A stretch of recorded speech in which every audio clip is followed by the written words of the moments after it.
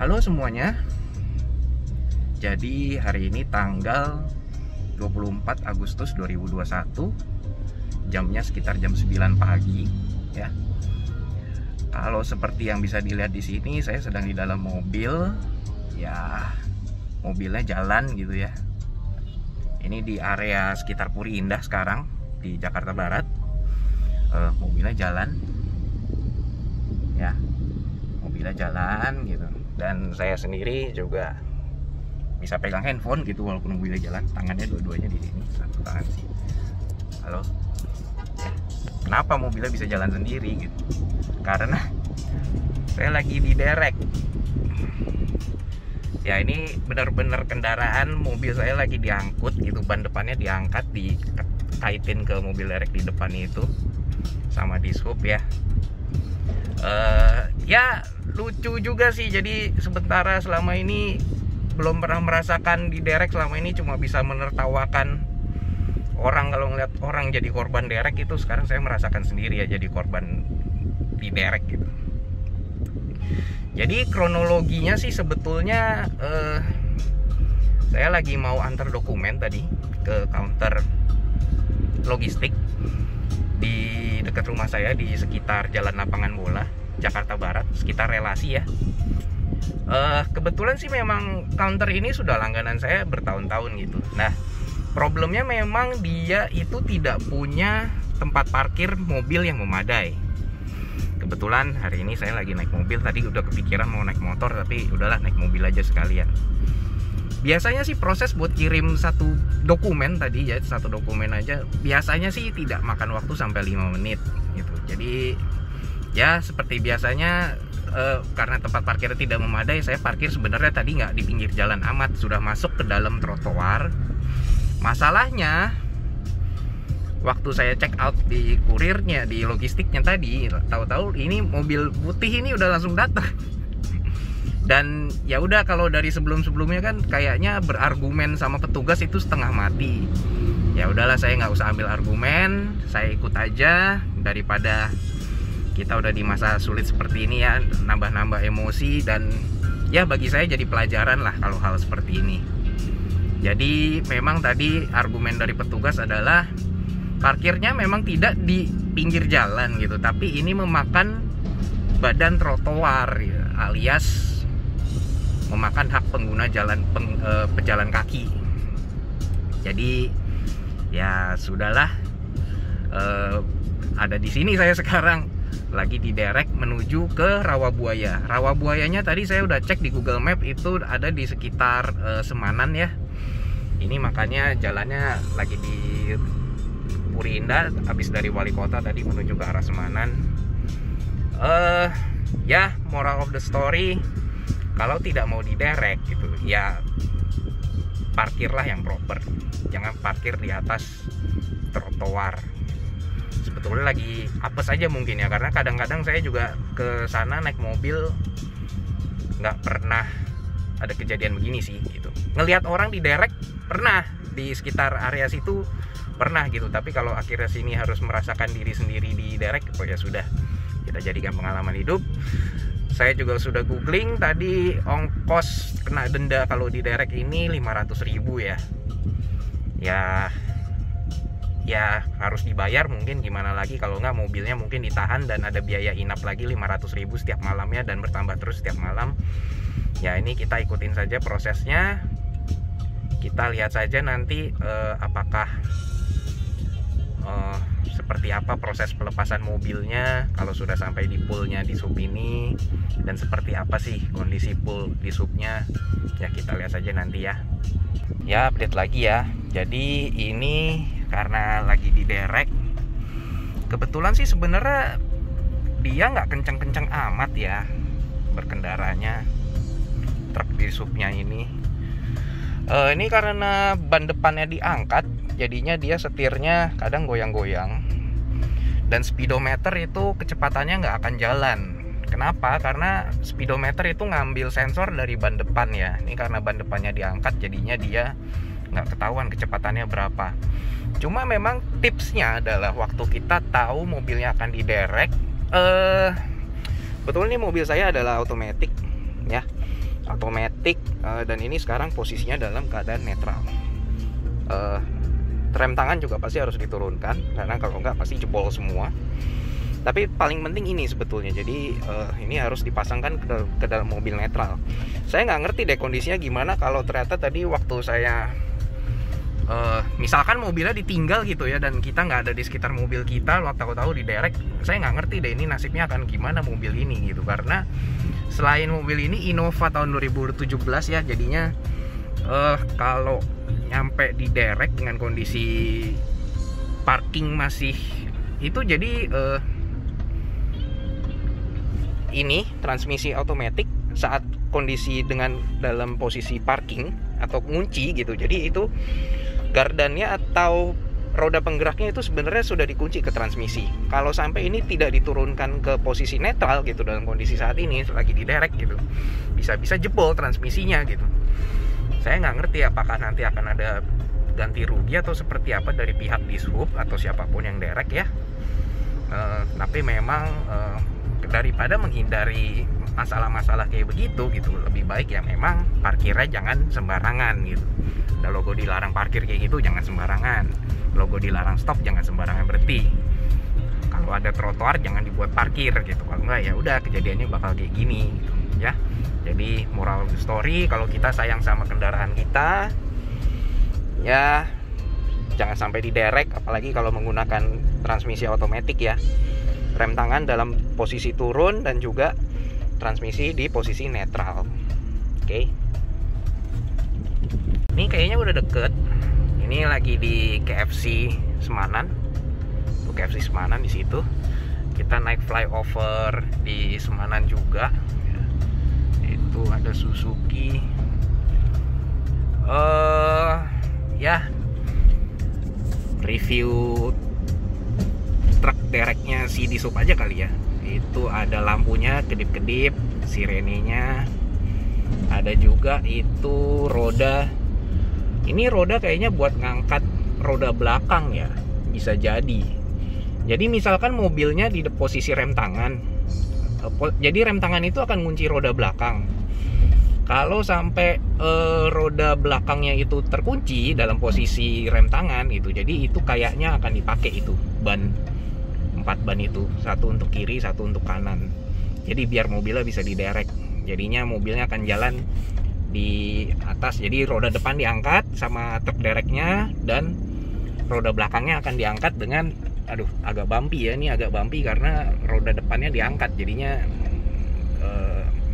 agak bumpy gitu karena dia nggak jejak tanah kan, dia nggak nginjek tanah semua kita bannya. Jadinya itu dia sudah bawa perlengkapan seperti itu. Ada kamera CCTV juga tuh kelihatan di atas kecil. Yaitu kamera CCTV rumahan sebetulnya, atau yang kamera CCTV bangsa 300-an ribu. Oke, ini ya mungkin itu buat ngelihat ke belakang, record posisi misalkan amit-amit gitu mobilnya lepas yang diderek lagi, pas lagi posisi diderek gitu. Oke, ini sudah menjelang sampai poolnya kayaknya. Ini poolnya di bawah mana ini ya? Ini apartemen cukup baru ya rasanya. Kita sampai di pool. Nah, oke. Waduh. Dia sendiri sih berkendaranya, posisi tidur. Dia berkendaranya sih nggak kenceng-kenceng amat gitu. Tapi tetap aja ya, ini namanya pool. Ini mobilnya banyak amat ya di sini ya. Itu mobil, kenapa mobil pickup semua? Mobil pickup numpang parkir atau mobil pickup korban derek juga? Kayaknya mobil ini full kendaraan-kendaraan niaga deh. Oh tuh macem-macem tuh. Ya oke, kita ikutin aja lah dia jalan kemana. Jalannya jelek ya. Jalannya jelek, jadi jalannya jelek. Jadinya dia pelan-pelan.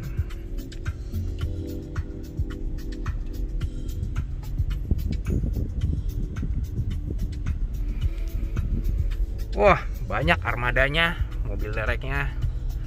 Yang kecil, yang gede. Tuh, seneng dia. Temennya dapat korban 1.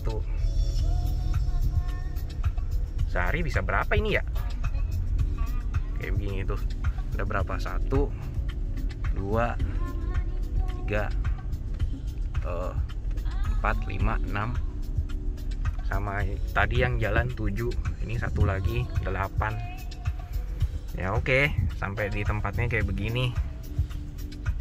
Ini juga dashcam dari tadi ngerekam sih mestinya sih. Oh, dapat valet parking. Ini sudah sampai, lagi dilepasin. Bapak driver di sub.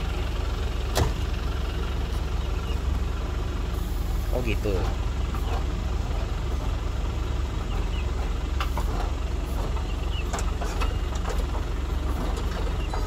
Sebenarnya genjot.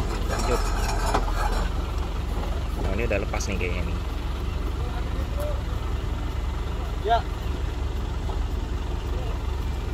Oh, ada tombolnya di situ ternyata.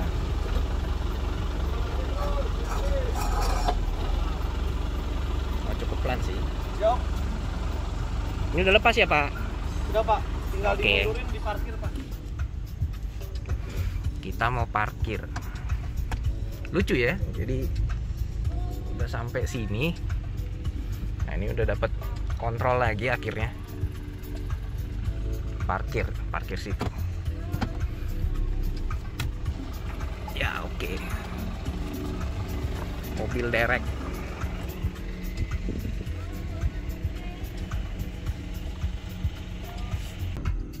Tuh, dia ngunci lagi deh mobil dereknya. Dapat temen coy. Tuh, jadi mobilnya kalau gerak belakang, dia di dereknya dari sisi belakangnya ya, Mas ya. Tuh. Jadi tadi saya udah dimintain KTP, nanti katanya juga minta STNK. Mungkin buat proses bayar ke dalam. Katanya nggak perlu turun dulu, nanti kalau udah proses baru turun gitu. Nah, itu ada orangnya nggak tuh di dalam mobilnya? Nggak ada orangnya. Oh, jadi ini mobilnya. Kalau mobil Grand Max itu, jadi dia Grand Max itu gerak belakang, dan juga kayaknya dia lagi di rem tangan, makanya kenapa dia diangkutnya dari sisi belakang ke sisi ban belakangnya. Nah, ini coba kita lihat nih gimana cara dia bongkaran.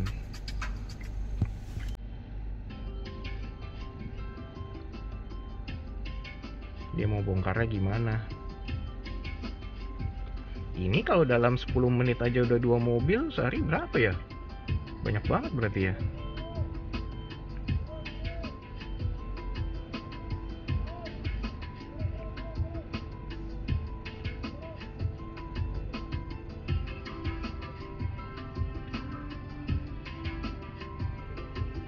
Coba gimana caranya dia bongkaran tuh.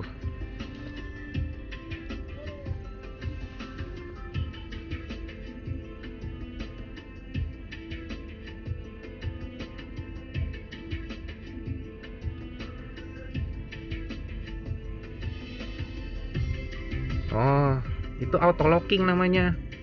Dereknya auto locking, jadi dia tinggal masukin belalainya itu ke sela-sela ban. Terus dia tinggal tarik-tarik dari kontrolnya, itu ada hidroliknya tadi. Kalau udah gitu, tinggal habis ini mobil dereknya akan maju, terus ngelipat lagi itu belalainya ke atas.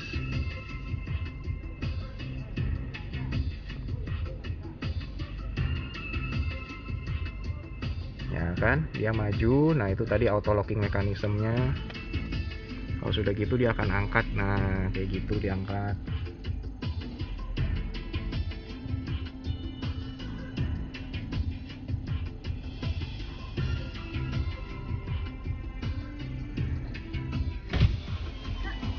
Boleh turun. Oke. Kalian bawa SNK ya? Oke, proses ya. Oke, sip. Ya, kita turun dulu. Kita akan mulai proses administrasinya. Diminta KTP udah tadi dikasih. Habis ini katanya STNK sama mungkin uang dendanya dan lain sebagainya ya. Oke. Ya, jadi udah selesai barusan. Prosesnya ya kurang lebih sekitar 10 menit lah. Mau masuk tadi dicek suhu dulu gitu, terus pakai hand sanitizer dulu gitu, terus ke meja administrasi gitu. Pertama dikasih surat yang seperti ini, berita acara penderekan atau pemindahan kendaraan gitu ya, penderekan parkir di atas trotoar. Harinya Selasa tanggal 24 Agustus, jamnya sekian 9. Telah melakukan penderekan bla bla bla bla bla bla ya. Ini data pelanggar atau pengemudinya. Kendaraan tersebut disimpan di Sudinhub Jakarta Barat ya, di Rawabuaya. Terus demikian acara penderekan ini. Nah, tadi di sini diminta KTP buat ngisi datanya ini, terus diminta STNK buat ngisi jenis kendaraan sama warna kendaraannya. Lalu habis dari surat ini dari petugas dereknya, surat yang tadi pertama itu berita acara, terus diserahkan ke tim administrasi di Dishubnya untuk dibuatkan surat, bukan surat ya, tagihan denda. Jadi tadi sebenarnya di dendanya, total dendanya semestinya adalah 500.000. Cuma karena lagi pandemi jadi dapat potongan, katanya potongannya 50%, 250.000 jadinya netnya, tapi masih ditambah sama biaya administrasi sebesar 2.500 rupiah. Jadi totalnya yang saya bayarkan tadi adalah 252.500. Pembayarannya bisa via Bank DKI ataupun via aplikasi Gojek. Ya, jadi tadi aplikasi Gojeknya sudah saya rekam, coba kita lihat nanti footage-nya seperti apa di aplikasinya. Pembayaran senilai 252.500 rupiah. Dan tidak ada biaya lain di luar itu sih. Jadi tidak ada punglinya, tidak ada biaya-biaya lain di bawah tangan, biaya gelap gitu nggak ada ya. Dan nanti kalau sudah selesai dibayarkan, kita tunggu sebentar. Buktinya sudah bayar adalah surat pengeluaran kendaraan seperti ini. Ya, itu tanggalnya juga nggak ada tanggalnya, itu cuma Agustus aja. Ini nomor kendaraannya, terus alamatnya, pelanggarannya apa, parkir di atas trotoar, lokasinya di mana, harinya apa, dan tanggalnya sekian. Fasilitas pembayarannya ATM ya, padahal tadi kita udah bayarnya pakai GoPay gitu. Dan ini tanda tangannya, tanda tangan digital. Iya, tanda tangan digital, bukan tanda tangan betulan. Cuma capnya aja yang cap betulan gitu. Nah, ini tadi suratnya saya tunjukkan ke bapak yang jaga di meja depan itu, dan ya sudah bisa langsung keluar. Ya, tadi sedikit berbincang ya. Mobilnya ternyata cukup banyak ya. Tadi ada berapa ya? Ada 8 atau ada 16 begitu kayaknya. Ya, kiranya gitu aja. Ini sekarang saya bisa balik ke rumah mungkin karena tadinya cuma mau nganter dokumen aja, tapi jadi berlama-lama sampai di derek pula. Moral of the story sih, ya kita harus parkir sesuai pada tempatnya. Jangan parkir sembarangan, tidak parkir di rambu dilarang stop, tidak parkir dilarang parkir, tidak parkir di atas badan jalan, ataupun parkir di tempat yang tidak diperuntukkan untuk parkir. Lalu tadi ada tips and trick ya dari bapak yang jaga di meja depan itu.